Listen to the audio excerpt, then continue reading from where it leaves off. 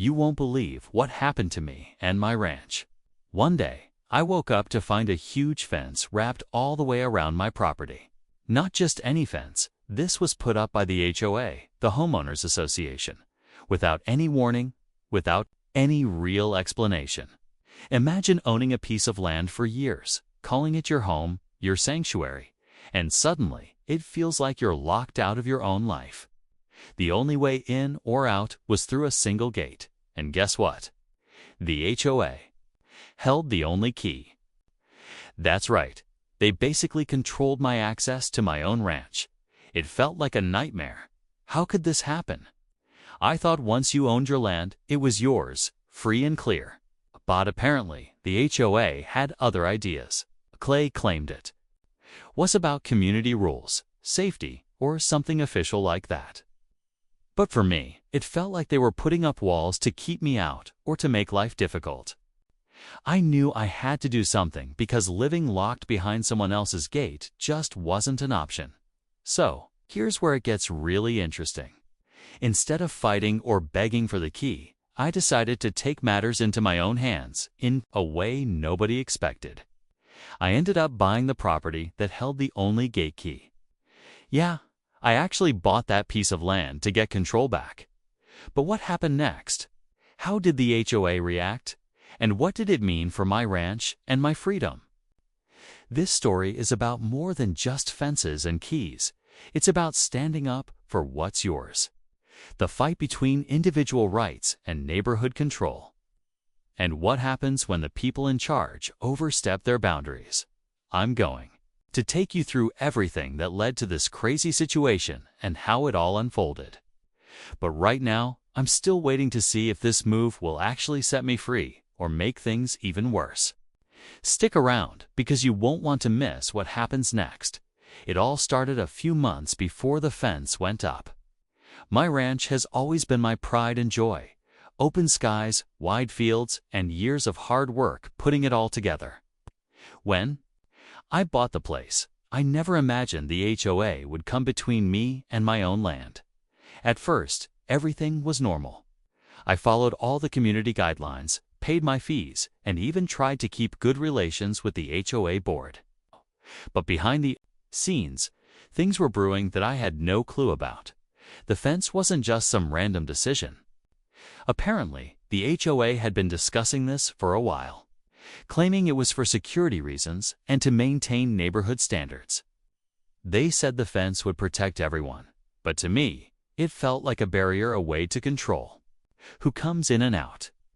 What made it worse was how they handled it. No real notice, no chance to discuss or voice concerns. One day, I just saw the fence rising around my property.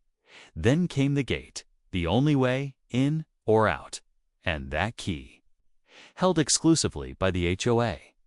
I asked for it. They said no.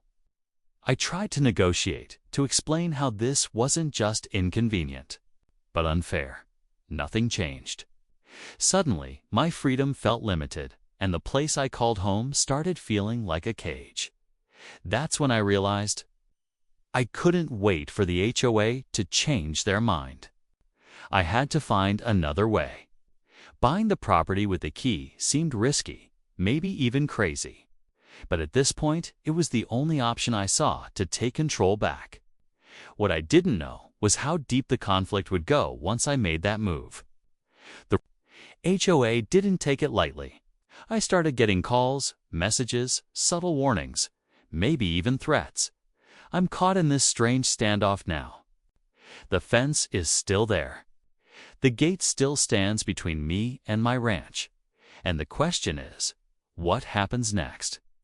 Will owning that piece of land finally give me the freedom I lost, or will it just escalate things further? The whole situation is far from over, and the tension is only growing. As the days went by, the tension didn't ease up, it only got thicker. The fence wasn't just a physical barrier anymore. It became a symbol of the power struggle between me and the HOA. What made it worse was how the neighbors started taking sides. Some sympathized with me, sharing stories about their own run-ins with the HOA's strict rules. Others seemed to think the fence was for the greater good, believing it kept the community safe and neat. Suddenly, what felt like a personal fight turned into a much bigger debate about control, property rights, and community rules. Meanwhile, the HOA board members stayed tight-lipped but kept up their hard stance. I found out through some quiet conversations that not everyone on the board agreed with the fence either. There were whispers of disagreements, backroom deals, and even old grudges that played a part in how things escalated. It was clear this wasn't just about the fence, it was about control. About who really had the power in this neighborhood. On my end, owning that piece of property with a gate key gave me a new kind of leverage, but it also opened up a whole new set of challenges. Suddenly, I wasn't just a ranch owner, I was someone the HOA saw as a threat. Letters started arriving, full of legal jargon and warnings about unauthorized access and violation of community covenants.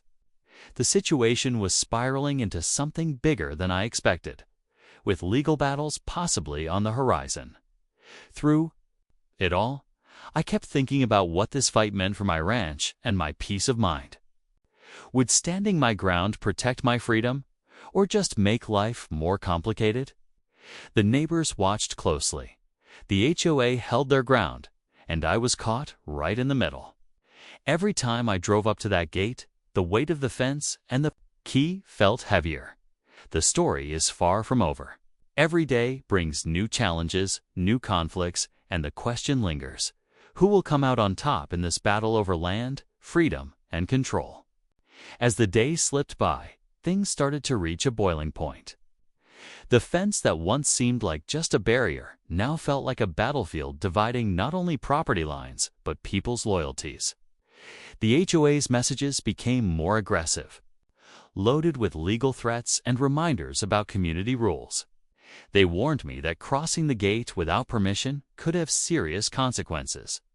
At the same time, neighbors who had stayed quiet before began to speak up, some siding with me, others backing the HOA. The whole neighborhood felt the strain, like a quiet tension ready to snap. One evening, I noticed something unsettling.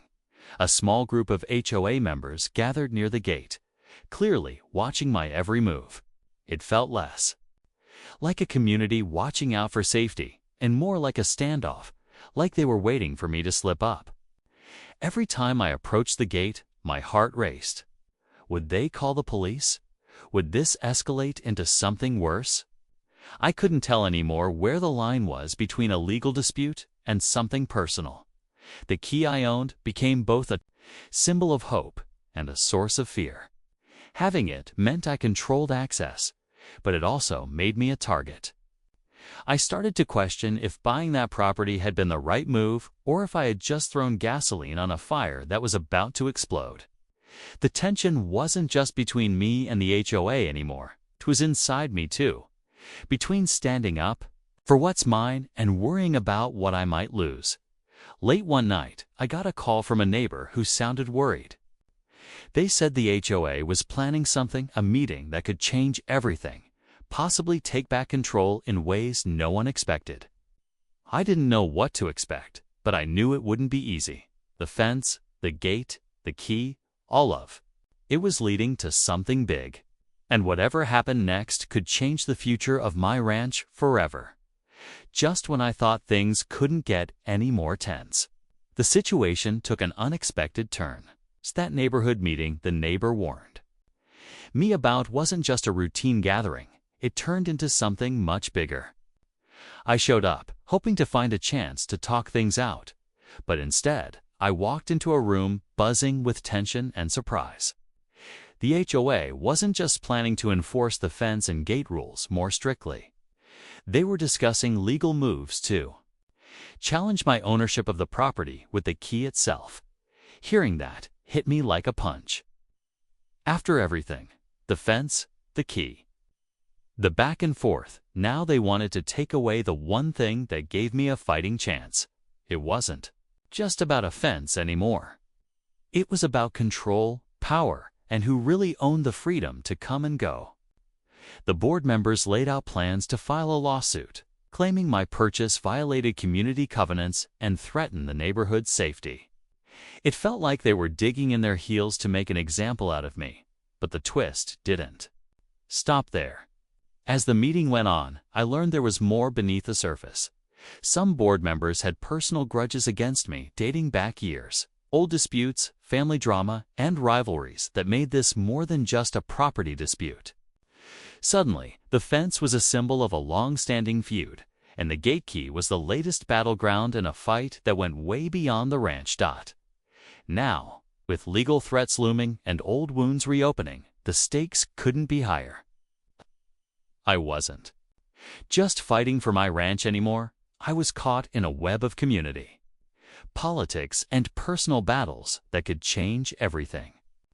The tension was thick, and the question hung in the air. Could I hold on to what was mine, or was the HOA about to shut me out for good? Whatever happens next, it's clear this fight is far from over, and the outcome will impact not just me, but the entire neighborhood. The day of the big showdown finally arrived. After weeks of heated meetings, legal threats, and late-night calls, I found myself face-to-face with the HOA board in a packed room filled with neighbors watching every move. The tension was electric. I held onto the key tightly, the one piece of control I still had over my ranch. The HOA laid out their case, accusing me of violating community rules and demanding I hand over the key or face serious consequences. But then, I dropped the bombshell no one expected. I revealed that when I bought the property with the gate key, I'd also uncovered a crucial detail buried deep in the land records, a hidden easement that legally guaranteed my right of access to my ranch, no matter what fence the HOA put up. The documents showed that the gate key wasn't just a symbolic tool of control, but a legal right tied to the land itself. Suddenly, the room went silent. My ownership wasn't just about money or ownership anymore. It was about protecting long-established rights that the HOA couldn't override. The board members scrambled, their confident posture shaken. Neighbors whispered among themselves, realizing this wasn't just a simple fence dispute, it was a fight over fundamental property rights. Despite their personal grudges and power plays, the law was clearly on my side. In the end, the HOA reluctantly backed down, agreeing to let me keep my gate key and access without interference. The fence stayed, but it no longer blocked my freedom. For the first time in months, I felt a sense of relief wash over me. I had stood my ground and protected what was mine. But just when I thought it was over, one of the board members pulled me aside with a quiet warning. This isn't the last. You'll hear about this. The fight for control here is far from finished. The shadow of the conflict lingered, reminding me that in this neighborhood, peace was fragile, and the next challenge could be just around the corner. After that intense meeting, things slowly started to settle down, but the experience left a mark on me and the whole neighborhood. The fence still stands around my ranch, but now it feels less like a barrier and more like a line we've all agreed to respect. Having that gate key and knowing my rights gave me a new sense of confidence. I wasn't just fighting for property.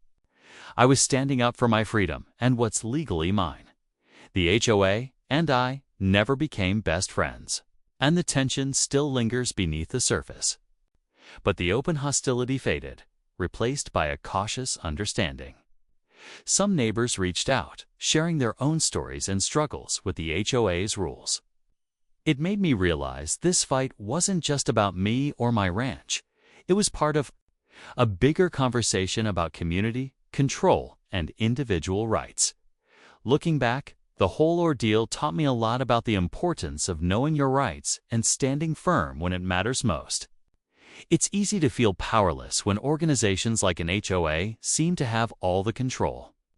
But sometimes, the key is finding the cracks in the system, like that property with the gate key, and using them wisely. If there's one takeaway from this story, it's this. Owning property means more than just land and fences. It means having the freedom to enjoy your space without being locked out or pushed around. The fight to protect that freedom can get complicated, messy, and even personal. But in the end, it's worth it. So if you ever find yourself facing a situation like mine, remember, don't give up without a fight.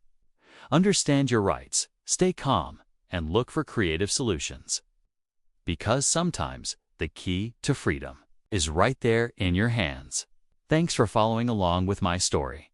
And if you want to hear more about what happens next or other crazy HOA experiences, make sure to stay tuned.